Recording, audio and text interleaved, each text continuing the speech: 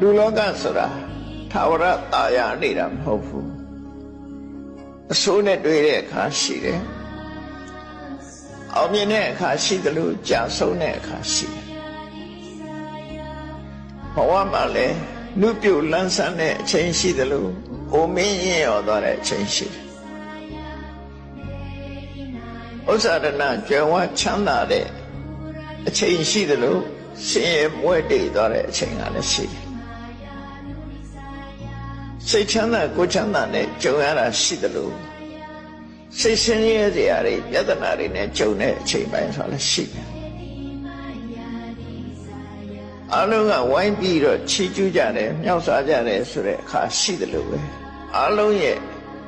တတွေးကွက်မှာပက်လက်မျောပြီးကဲ့ရဲ့ခံရတဲ့အချိန်တွေမျိုးလည်းရှိတယ်